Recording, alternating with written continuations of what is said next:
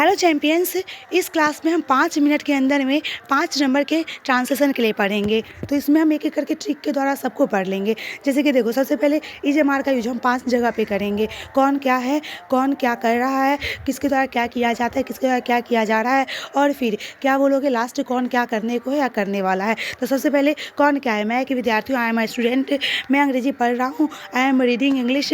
उसके बाद मेरे द्वारा अंग्रेजी पढ़ा जाता है, मतलब क्या किया जाता है, इंग्लिश इज रीड बाय मी। ठीक है, रीड मतलब भीतरी है यहाँ पे। फिर मेरे द्वारा अंग्रेजी पढ़ा जा रहा है, किसका क्या किया जा रहा है, तो बीइंग रीड बाय मी। वहाँ पे पढ़ा जाता है तो रीड, यहाँ पे पढ़ा जा रहा है तो बीइंग रीड बाय मी। ठीक है, उसके बाद मैं अंग्रेजी पढ़ने को हूँ या पढ़ने वाला हूँ, तो I am to read English. समझ में आ रही है। जैसे कि कौन क्या है, गंगा एक नदी है, Ganga is a river, Bharat एक देश है, भारत इज ए कंट्री, मतलब इंडिया इज ए कंट्री। ठीक है, इसके अलावा बात करें कौन क्या करे, तो राम पटना जा रहा है, Ram is going to Patna. किसको क्या किया जा रहा है, तो तुम्हारे द्वारा काम किया जा रहा है, या तुम्हारे द्वारा क्या बोलोगे, तुम्हारे द्वारा घर बनाया जा रहा है, house is built by you, इस तरह से। ठीक है, उसके बाद क्या, किसका क्या किया जाता है वाला ना, तुम्हारे द्वारा घर बनाया जाता है, house is built by you. यही अगर किया जा रहा है तो a house is being built by you. ठीक है, और कौन क्या करने वाला है, तो क्या हम लोग पढ़ने वाले हैं, तो वी आर टू रीड, हम लोग परीक्षा देने वाले हैं, वी आर टू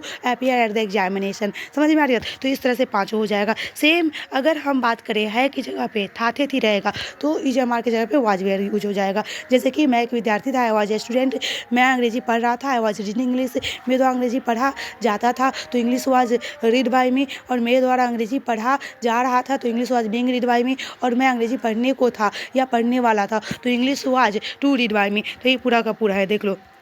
फिर देखो, हम बात करेंगे हैव हैज का यूज। हैव हैज का यूज, तो हैव हैज में क्या होगा, पहला किसके पास से क्या है, कौन क्या कर चुका है, कौन क्या कर चुका है, किसके द्वारा क्या किया जा चुका है, एक्टिव वर्स पैसिव वर्स। ठीक है, उसके बाद चौथा नंबर पे हो जाएगा कोई लंबे समय से कोई काम कर रहा है, जैसे कि मैं सुबह से पढ़ता रहा हूँ, मतलब कौन क्या करता रहा है, और फाइनली किसको क्या करना पड़ता है। इस 5 के लिए हम किसका यूज करेंगे, हैव हैज का। जैसे कि किसके पास क्या है, तो मेरे पास एक पुस्तक है, बुक, कौन क्या कर चुका है, तो मैं अंग्रेजी पढ़ चुका हूँ, तो आई हैव रीड इंग्लिश, मैं पटना जा चुका हूँ, I have gone to Patna. और हैव हैज के बाद हमेशा भीतरी का यूज होता है। ठीक है, और किसके द्वारा क्या किया जा चुका है, तो मेरे द्वारा पत्र लिखा जा चुका है, a letter has been written by me. उसके बाद क्या बतलाओ, 4th नंबर पे कोई काम पास्ट टेंस में शुरू अभी तक कंटिन्यू है, जैसे कि मैं सुबह से पढ़ता रहा हूँ, तो I have been reading since morning. और फाइनली किसके, मतलब कौन क्या करने को नहीं, किसको क्या करना पड़ता है, तो मुझे अंग्रेजी पढ़नी पड़ती है, तो क्या होगा, I have to read English, मुझे काम करना पड़ता है, आई हैव टू वर्क,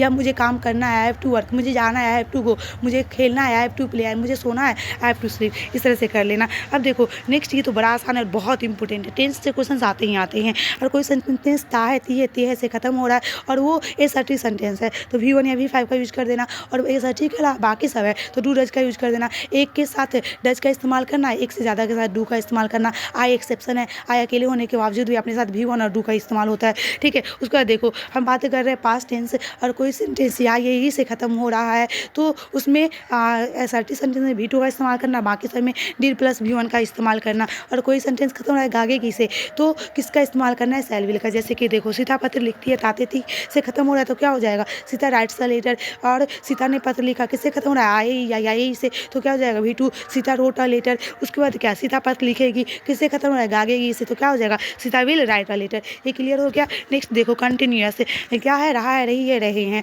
मतलब अगर से खत्म होगा तो EJMR प्लस V4 डाल देना, रहा था, रही थी, रहते से खत्म होगा तो EJMR के जगह पे वाज वेयर प्लस V4 डाल देना। और ये फ्यूचर जनरली नहीं पूछता है। ठीक है, तो देखो मैं पत्र लिख रहा हूँ, ये भी पढ़े हैं, मैं पत्र लिख रहा हूँ, I am writing a letter, और मैं पत्र लिख रहा था तो I was writing a letter. चुका है, चुकी है वाला भी अभी पढ़े हैं। ठीक है, उसमें हैड भी है, जो अगर चुका है वाला में अगर है रहेगा तो हैव हैज का यूज करना, और था रहेगा तो हैड का यूज करना। देखो यहाँ पे चुका है, चुकी है, चुके हैं, या है, ये है रहेगा, तो क्या हैव एज प्लस V3 का यूज करना। चुका था, चुकी थी, चुके थे, या था, ये थी, ये थे रहेगा तो हैड प्लस V3 का यूज करना। जैसे कि मैं पत्र लिख चुका था, या सीता पत्र लिख चुकी थी, लिख चुकी है तो हैव एज का यूज कर देना। Sita has written a letter, एक के लिए हैज और एक से ज़्यादा के लिए हैव। आई एक्सेप्शन है, आई एक है लेकिन इसका हैव लगता है। ठीक है, और सीता ने पत्र लिखा था तो क्या हो जाएगा, Sita has written a letter, और सीता पत्र लिखेगी वैसे नहीं पूछता, लेकिन देख लो Sita will have written a letter. ठीक है, आगे देखो हम बात कर रहे हैं यही कि जो काम कौन कब शुरू हुआ है, पास्ट में शुरू है, अब तक कंटिन्यू है।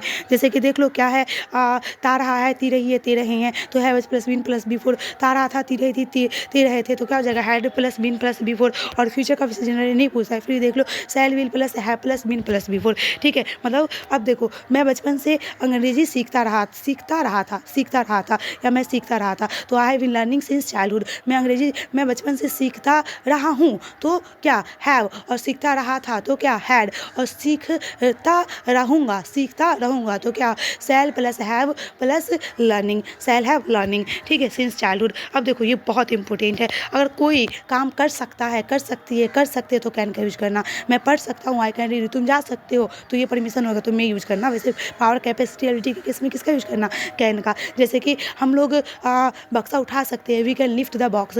हम लोग पर्वत पे चढ़ सकते हैं तो we can climb the mountain, इस तरह से यूज करना। ठीक है, कुड, अगर सका तो क्या हो जाएगा, कुड। जैसे कि मैं सब कुछ कर सका, आई कुड डू एवरीथिंग। ठीक है, उसके बाद देखो मे ये पॉसिबिलिटी के सेंस में मे का यूज होता है। इसके अलावा ये इसका वहाँ पढ़ लेना, मोडाल्स में काफ़ी बढ़िया से मैंने पढ़ा रखा है, ये कर लेना। उसके अलावा देखो चाहिए, हर बार एक नए क्वेश्चन आता है ये चाहिए से, जैसे कि या तो आर्ट्स वाला में या साइंस वाला में कहीं ना कहीं ये क्वेश्चन दिख ही जाएगा। मुझे पढ़ना चाहिए, तुम्हें खेलना चाहिए, उसे आना चाहिए, चाहिए दिख जाए सूट लगा देना, चाहिए दिख जाए सूट लगा देना, अवश्य चाहिए दिख जाए मस्त लगा देना। ठीक है, और कहीं पे नैतिकता की बात हो, सेवा करने की बात हो, बात मानने की बात हो, ठीक है, तो वहाँ पे सम्मान करने की बात हो तो क्या लगा देना, आउट टू लगा देना। और कहे तो तुम सबके लिए सूट भी लगा सकते हो, लेकिन ये मोस्ट अप्रोप्रिएट वे है चाहिए का, इंग्लिश का। ठीक है, अब देख लो इट का इस्तेमाल, जैसे कि आज सोमवार है, आज गर्मी है, आज ठंडी, आज मेरा जन्मदिन है, इस सब के लिए किसका यूज होगा, इट का। It is Monday today. ठीक है, 5 बजा है, it is 5 o'clock, it is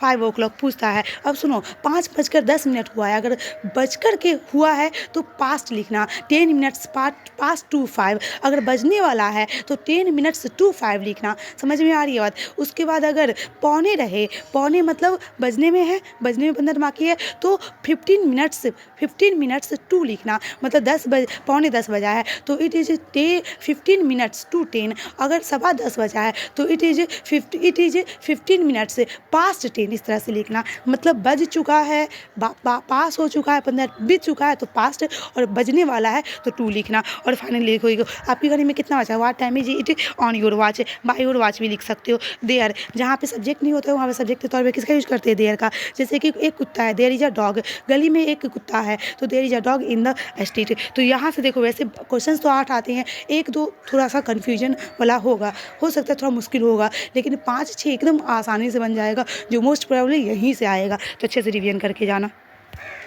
अरे यार